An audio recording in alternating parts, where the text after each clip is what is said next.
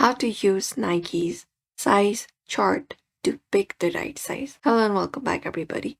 In today's video, we are going to guide you through the process step by step so that we can use the right size. So let's just dive right into the video and get started.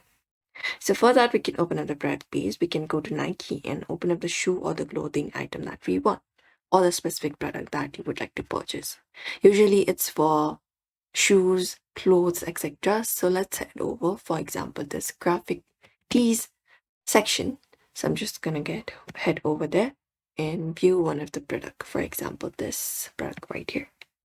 So once we go to the product page, we can look out for right hand side, and there we'll be finding a section for size selection area. We'll be finding it.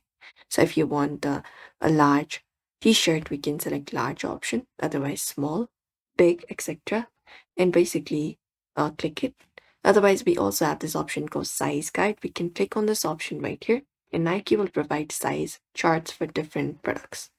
So this is it. You can just go and view it.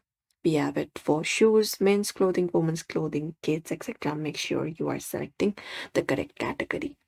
After that, you can just go over and look out for it. If you're using foot, Nike usually shows foot length in centimeters or inches. So you can place your foot on piece of paper and mark the heel and the longest toe, and then measure the distance with a ruler, and then it will match the Nike size chart.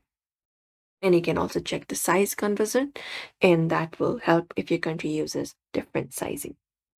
And also look out for, a fit advice such as run small, large, runs large, true to size, etc. And also measure both of the feet and measure while wearing socks if you're buying running shoes. And that way you can view it. And you should be able to look out for the Nike's size chart to pick out the right size of item for you.